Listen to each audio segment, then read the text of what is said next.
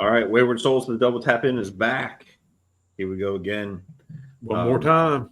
That's right. If you guys remember from last show, we're trying to keep up, trying to catch up, whatever we're trying to do.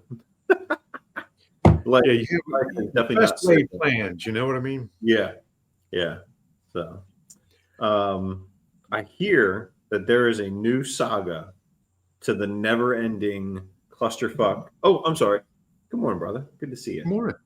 It's great to be seen and not viewed, I can tell you. Mm-hmm. Especially at your age. You're right. Exactly right. We talked about way back when it was cold that I wanted, because of weight loss, I needed a new pair of insulated coveralls. Mm-hmm. And went to Tractor Supply in the middle of January, and they didn't have any. They had spring stuff out in January because, you know, you have to pre-plan if you want to buy some shit. You got to do it in the summertime. Whatever. That shit pisses me off. You can't get it when you need it. Yeah. So I hop on eBay and I order a pair of insulated Dickie coveralls. They come in. They're absolutely freaking fantastic. And I said, well, shit, I'm going to get the Dickie jacket that matches. I go back to eBay. I order it on September 13th. And I'm going to give you all the tracking of this thing. I ordered it on the 13th. They printed the shipping label on the 13th. The United States Postal Service had it on the 13th. It departed the Las Vegas, Nevada post office on the 13th. It arrived at the Las Vegas, Nevada regional origin facility on the 13th. And on the 16th, it arrived in Jersey City, New Jersey distribution center. And it says package arriving early. It'll be here on the 17th. Perfect. The original date was the 19th. Then they upgraded it to the 17th. Perfect. So it says in transit to the next facility on the 19th, 3 days later, and 2 days after I'm supposed to have it. Arrived at United States Postal Service regional facility, Salt Lake City, Utah, on the 20th. What the actual fuck? On the 21st, it departed the United States Postal Service regional facility in Salt Lake City, Utah. In transit to next facility, your package is going to be late. Well, no fucking shit. The 22nd, it says in transit to the next facility. On the 22nd, it arrives at the Jersey City, New Jersey distribution center. Your package is definitely going to be late. Now it says it's currently in transit to the next destination. So, is it going back to Utah? Is it going to York, fucking Pennsylvania? Maybe. Either way, I'm not getting this goddamn package. I already see it coming. It's just, it's in the United States Postal Service vortex. Yeah. Now, you want to talk about some shit? We've discussed it before. So much inefficiency. Yeah. Maybe somebody from the U.S. Olympic team wanted to try it on, so that's why they sent it to Salt Lake City. I guess. What the hell? I don't know. You know, you ship popcorn from Fisher's in their distribution facility. It's Roxana is their distribution facility. Okay. And it goes somewhere to the Midwest before it comes back here. What? Yeah. I should have I did screenshot it because I sent it to the owner. But yeah, it's just absolutely ridiculous. Talk about inefficiency. And, wow. And we wonder why it costs so much to ship shit. God damn. Yeah, you're not wrong. Unbelievable. Yeah. So Fisher's, do they have like a big popcorn making? Mm-hmm. Like, so in their stores, they make the popcorn there. Yes. Do they have a similar setup in Roxana, and then they package it up and ship it out? Yeah. Huh. Yep. And that is for, I believe it's the folks who have the Fenwick store that do that, not Okay. the Ocean City store on the boardwalk. Okay. They're two set. They're same family. One's the son, one's the daughter. Okay. I gotcha. Yeah. I believe that is correct. So, like if, so it's not like it's the same business, but it's not the same. I guess not the same business. You know what I mean? Yeah, it's two stores. Yeah. Okay. Owned by Fishers, but one is run by the son, one's run by the daughter. Huh. I didn't know that. Yeah. Because they also have. There's also a Westo facility. Yeah, and I believe that's with the Ocean City one. Okay. I believe. Don't hold me to that. I'm not 100% sure. Yeah. Well, so we were there one day for, this was years ago, for like some kind of public display thing with the fire department. And the people that were working that store also worked the boardwalk store. Yeah. So, yeah. Isn't there another one like Midtown? I don't know. I have no idea. I thought there was more than the. Go ahead. I mentioned in, I don't know, it was 3 podcasts ago, something like that there is a certain harbor in Virginia that I won't go to ever again. I've been to it 4 times, and each time I have been there, it has been an event. Now, the first time I went down there, the boat captain, brand new boat, decided to go. It was December or January. I can't remember which. But it was skim ice. I'm not putting a boat over in skim ice. And he wanted to, so we did. And he who shall not be named was with us. And we go out of the harbor. And when you're going out of a harbor and you can see the Chesapeake Bay, and it looks like mountains, Oh, that's not probably good. A sign. Yeah. So turn that fucker around. So we took a little ride out in the Chesapeake, and I finally said something to the effect of, all right, I'll say it. I'm a pussy. I don't hate a fish this much. Take me the fuck back. The ride back in was worse than the ride going back out, to the point that Noah and I dumped our boots out. When we got back on the dock, we dumped our boots out, and we were wearing rain gear. We had, I had on Helly Hansen, he had on Grundens, and we dumped our boots out. We had extra tufts on it. We dumped them out. The second trip down, I'm not going to mention what happened because it's not my story to tell. But let's just say we loaded the boat right back up and came home.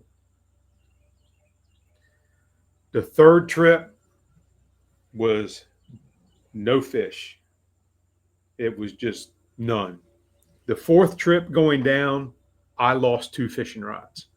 Blew out of the boat because it seems the live fishing sleeves are also fucking sails. And I lost 2 rods and a sleeve because the third rod hung up on the ladder and got drugged down Route 13 for I don't know how long. Now, as a testament to the live product, it didn't damage the rod at all. Wow. Fucked the sleeve up pretty good, but did not hurt the rod. So, as long as you secure it somewhere, those sleeves are great. And we've discussed those before. Mm-hmm. I did get a new fishing rod for my birthday from the boat captain whose boat that they blew out of. I am never going back to Harborton down in Virginia again. Ever, ever, ever. Not going to happen. First of all, it's an hour and a half from where we picked the boat up at to get down there. And then, so you're 3 hours into your trip down and back, and you haven't fished yet. And Yeah. I would rather not do that. I'd rather spend more time on the boat than Yeah. anywhere else. Without a doubt.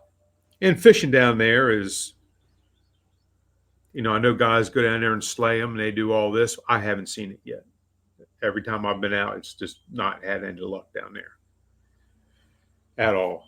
I did catch the second, third, fourth trip down there. We got into cow nose rays. And I can tell you right now, those fuckers are no fun. The first couple are fun because you're fighting a giant fish for 15, 20 minutes. But after that, it's just work. Yeah. And they're no fun. They are picking up your bait when you're trying to catch drum or puppy drum or something like that, and didn't do shit. Ended up catching 2 specks that would fit in the palm of my hand. They were 5-6 inches. And that, to me, that's not worth the ride down there to do. I can do that here. Yeah. Yeah. Hey, people go all the way down to like Cape Charles into the Bay Bridge Tunnel. Yes. Or cobia. Yes. And that's like people would typically, from what I understand and what I've seen on social media, so it has to be true. People would typically fish that at night. I thought I've seen people like. I don't know it. Okay. Part of cobia fishing is you sight for them. You look, you stand, and I'll use Captain Zach's boat as an example. He has a cobia tower. Right. A cobia tower is a little bit shorter than the other towers you see on the big offshore boats, but you stand up there and you look for them. You look for them feeding. You look for that sort of stuff because they run in big groups. And when we were down to Harborton this last time, we could see fish breaking water after bait fish, and they could have very well been cobia. So, but you sight cast for them basically. Gotcha. And they're big fish. Oh yeah, yeah. Like, do people eat them? Like, yeah. They're part of what on our list. I had smoked cobia collar, right, and they are delicious. Okay. Cobia is a delicious fish. Okay. The collar in particular, and if you don't know what the collar is on a fish, there's chunks of meat up around the gill plate in their head, and you take those out, and they're little nuggets of deliciousness. And you can season them up and smoke them, and they're good eats. Zach gave me cobia collar. He went down the first day of the season last year and caught a really nice cobia, and he gave me the collar from it. Very nice. Yeah. Again, I've seen people, and it's always one of those that's like they go all the way to the Bay Bridge Tunnel, and again, not knowing anything about it, I thought I'd seen like maybe right at dusk is when they get more active. I don't know. I know the guys that I know that do it go first thing in the morning. Okay. And they put out at Kip the Peak and go run to the Chesapeake Bay Bridge Tunnel and do the fishing there. And that reminds me, I'm going to get Q on, and I want him to talk about drum ribs. Drum ribs are a big deal, and I've never done them. I've had them. I've never cooked them, and he did drum ribs last month and shot me a picture of them and did that sort of thing. So I want to get Q on and discuss drum ribs and how to do them and that kind of thing, because I'm interested. Because now we're getting into that time frame where and they look delicious. So Yeah. we need to get him on and do that. Yeah. I think we've And said then we that. can also let him discuss what his new purchase is, and I'm not going to spoil it. So Yeah, I don't know the last time I talked to Q, but I know that man's got he's got some cooking implements down there. So he's adding. In fact, he ordered it last night, I believe, or the night before. good for him. Yeah, Good for him. it's massive. Good for him. Yeah. Oh, absolutely. Yeah. Absolutely. He is into it. Oh yeah. Love it. Yeah. Yep. Without a doubt. Oh, Lord have mercy. What a day. Mm. Already. Yeah. Yeah.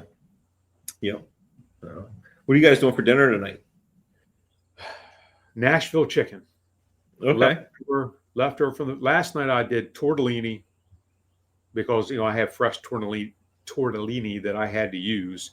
Mm-hmm. Jennifer suggested Nashville chicken, and I said, "Hey, let me do this tortellini because I know that it's not going to last. Let me do it." And it completely slipped my mind to do it on the Blackstone, and I didn't think about it until it was done, and I went, "Oh shit! Mm-hmm. I just missed my perfect opportunity to do tortellini on the Blackstone." So I'm going to let you describe the cooking process for the tortellini on the Blackstone since I haven't done it. Yeah, so we've done it once and it turned out very well. I got the wrong kind. So there's the tortellini in the freezer section. Mm-hmm. There's also the tortellini in the refrigerated section. And you want the tortellini from the refrigerated section. So what I did with ours being the wrong kind is I boiled it for half the time of the cook time. Then I took it out and threw it on the Blackstone. But then it was really whatever else you want to put in it, like for an Italian dish. So we did peppers, onions, Italian sausage. And I think ideally you're supposed to take a cover your tortellini so that way it kind of steams as well. Spray it with water, steam it. But I tell you, like ours, having been that it was already wet, we threw it on there and got like a little crisp to it. And then mixed it all with the peppers and onions and sausage, and it was fantastic. And we saw it. Rachel saw it a number of times from, I guess, just reels and stuff on social media, and then Jeremy posted it in the group that he's done it a number of times, and it's stupid good. Good. It's the other thing that we talked about that we just saw on social media was the Blackstone ramen, and that is fantastic. Explain that one. Yeah. So if you if you like fried rice on your Blackstone, do Blackstone ramen. It's easier, it's faster, and it's so much better. Oh, it's so much better than fried rice. So we took the packs of ramen, and I took one of the seasoning packets and put that in with the water, boiled. We did 4 packs. There was a ton of ramen. I didn't realize what I was doing until it was too late. I was like, oh, fuck. But took 4 packs of ramen, boiled them, and then rinsed them off, cooled them off. So that way they weren't still cooking in the pan, right? And I used one of the packets to give it the water some seasoning. So that way they had that. And then I cooked, it was shrimp. Did I have something else? I might have like some leftover steak or chicken. I don't know. But cook that and then did all of our veggies like I would for fried rice, and then brought the ramen out, threw that on there, and we did and you cook that until it gets a little crispy. Put on some soy sauce and some teriyaki sauce that we did everything else with, and the last, like, you move it around again just enough so that it gets crispy on the bottom. Mix everything together, throw it back in a bowl, bring it in, and go to town. And it was, holy cow, it's fantastic. It's a game changer for sure. Yeah. But, when I was thinking about doing the tortellini, was get the fresh, do my onions, pepper, Italian sausage, let that cook, dump the tortellini into that right straight from the package, mix it up, cover it, and then as that's cooking, add a little bit of marinara to it, mix it up with the marinara, and then that was going to be the dish. And of course, the way my memory is, and let's just face it, the past week around here has been a little hectic. Oh yeah. So it's trying to get stuff done before the double tap event and after, trying to decompress from it all. It just slipped my mind to do. Yeah. Just is what it is. But since I have to go to the grocery kitty coming up, I'm going to start grabbing some ramen. And even though you cook 4 packs, it costs you 70 cents. So, it's and economical. I'm good with that. Yeah. We had a friend come over for dinner. It just so happened it was like, I forget how it worked out. Like, I was talking to him about something else. I was like, well, why don't you just come over for dinner? And they're like, well, I have a meeting. I said, well, what time's your meeting? 7. Well, we eat dinner at like 5:30. Come over for dinner. See the kids. They'll love to see you. Rachel will love to see you. So they come over for dinner. And again, because I made so much, it was like, holy shit. We're not asking you to take some with you. Yeah, we're forcing you. There it is. You have no choice. Yeah. And then I think the next night, Rachel had set up for a babysitter to come over and watch the kids. And we were going to go out to dinner. We had made, we had gotten like a take and bake pizza from Aldi, which do not get that. Not good at all. Sam's Club, yes. Sam's Club's take and bake pizza, very good. Aldi's need some work. Need to send that back to research. But our friend came over to watch the kids so we could go out to dinner. And I think I had enough to take some of the Blackstone ramen to work for lunch the next day. And there were still like 2 more containers. And we're like, here, would you like one? It was really good. Oh, no, that's okay. I want to make sure you guys have enough. I was like, no. You don't understand. I have some for lunch. Rachel has some for lunch. I'm not going to eat it after tomorrow. Like, I'm done. So this will go to waste. Would you take it? So, sure. The next day, I'm at work. Then I get a message of like how great it was from our friend that came over the original night. And then Rachel gets a text message from our friend that watched the kids. Hey, this was fantastic. Thank you so much. So like it is amazing how good it is. So yeah, if you guys are looking for something to try, that and of course, like with our friend coming over, I never took pictures of the ramen on the Blackstone, but it's fantastic. Absolutely fantastic. I'm going to give that a whirl. Yeah. The ones that I've seen, the reels that I saw, some show it like cooking the ramen on the Blackstone, like taking the brick and putting it on the Blackstone. Don't do that. Cook it, get it loosey-goosey, and then throw it on the Blackstone. And oh my gosh, it's good. Whew. So good. We've discussed breakfast in the past on here, and we had a crew staying here at the Double Tap. It was I bet.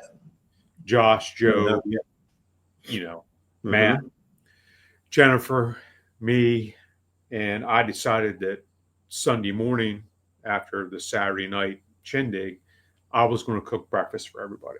Mm-hmm. Thank you to Noah and Casey for the farm fresh eggs. We got 18 eggs, and I used 18 eggs for breakfast. Oh, I bet. Did French toast, bacon, scrapple, and eggs. And I'm going to tell you, it was absolutely delicious. Mm-hmm. I put my French toast recipe out. My French toast recipe is using Jennifer's big French bread loaf that she does. I used an entire loaf and did, I think it was 18 pieces, something like that. It was a lot. Yeah. And I just salivated. Holy shit.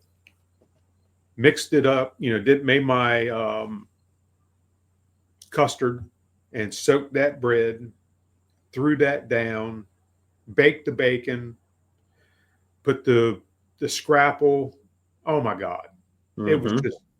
It was so these fucks, I've got all this stuff laid out nice, and damn it, I wish I had thought of this sooner, but these fucks did. They made French toast sandwiches. Mm-hmm. Holy shit. Oh, yeah. Holy shit. Scrapple, bacon, eggs on French toast. Yeah. You fuckers. Put that shit on a waffle. Right. I'm for, I love breakfast. Breakfast is one of my favorite meals to cook, to eat, whatever. Same. And a French toast breakfast sandwich, a waffle breakfast sandwich.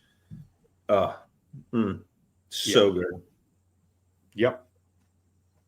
Yeah, without a doubt. I looked at them, and here I've already got my plate. Yeah, you're like, I fucked up. They come wheeling out with that, and I went, "Oh, you bastards! Yeah, ain't this something?" Yep. Damn. So anyhow, I know what I'm doing next time. Yeah. And after this weekend, it might be a couple of weeks before I actually can eat breakfast again. Because we only do it one day a week, either Saturday or Sunday. It might be a couple weeks after all the food, and because I can already. Oh, and I forgot to mention, Jennifer did the dessert. She did the dessert cupcakes. Oh, those fuckers were fantastic. Yes, they were. Oh my God. So for those of you who don't know, one of her special cupcakes is a chocolate bacon cupcake with a maple kind of frosting glaze with cooked crushed bacon sprinkled across the top with a drizzle of maple syrup across the top. That was the dessert for the event at the Double Tap. She made 48, something ridiculous. And I said, shit, we're going to have leftovers, for days and days. No, you're not. Wrong. Yeah. Wrong.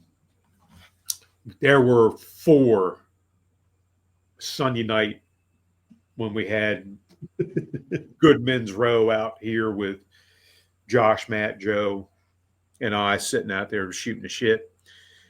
And Matt comes, he said, I need a cupcake. Are there any left? And I said, yeah, there's a tray in there. There were 4.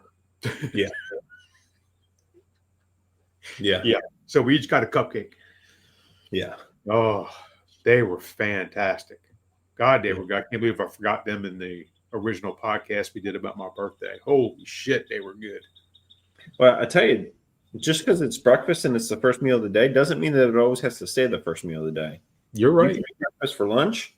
You can do breakfast for dinner. We did. Yep. Yesterday, we break for lunch from training, and we go to Bad Monkey at like 11:30. We're all over, like, we'll go have some lunch, hang out a little bit, then we'll come back and finish up the day. Bad Monkey doesn't start serving lunch until noon. So I had breakfast for lunch, came home and Rachel had already planned to have breakfast for dinner. So I had breakfast for lunch and for dinner, and it was fantastic. All of it was fantastic. Not going to complain. Not one At complaint. Oh no. Yeah, it was all. I love breakfast. Yep, absolutely. Yeah. Fun, easy, delicious. Can't beat it. No, not at all. Not at Which all. reminds me, I need to do cream chip beef or something like that for dinner one night. There's a sausage, and I'll find it, that if you get the spicy sausage and you make sausage gravy with it, you don't need, for me at least, like if you when I get it out, typically I'll put a little hot sauce on it to kick it up a little bit. With this, I didn't need any extra seasoning, and it was Swaggerty's. Comes in a white box, and it's like red and blue writing kind of diagonally across the front of it. Okay. Very good sausage. Very good sausage. And when we, like I said, when we would make the sausage gravy with it, it was fantastic. So speaking of hot sauce, I know the boys are coming into town. Didn't know about Joe. So I made a vat of chili Thursday morning. Oh. And I mean a vat of chili. Yeah. And I have lasagna soup on our list, and we will get into lasagna soup. But I had the ingredients for it, and apparently I did not have the ingredients for chili. So I ended up doing something a little bit different. I used the tomato sauce and the crushed tomatoes that I got for the Italian or for the lasagna soup in my chili. So anyhow, I'll tell you how good it was. I didn't get any. That's the truth. Mm-hmm. I think Joe, we established in a previous episode that he's a big boy. He's not fat. He's a big boy. He's huge. He had he's taller than Jake. Yeah, exactly. He had 4 bowls. Yeah. And Josh, I think, had 2 or 3. Matt had some. Jennifer may have. I don't know. But Joe couldn't find my hot sauce. So he produced, I don't know how many miniature bottles of Tabasco out of his pocket. That fucker came prepared, man. It was, you probably saw some in the double tap sitting around. Uh-huh. Oh my God. I was pissing my pants laughing. I said, that's funny. You know, oh my God, it was great. That's funny. Good for him. Yeah. I knew I liked that guy. Yeah. Oh, he's salted earth, man. It's a good dude. Yeah. Yeah. Good yeah. dude. Yeah. Mm. Well, I think that's where we're going to wrap up this show. So thanks for watching. Again, go to Facebook, Wayward Soles of the Double Tap In podcast, and that's where we like to share all of our stuff. Next time I do the ramen on the Blackstone, you'll see that there. So go there, check it out, join and share what you're cooking, and it'll probably get brought up on the show because we like to interact there and have a good time. So thanks for watching. Enjoy the show, and we'll see you next time.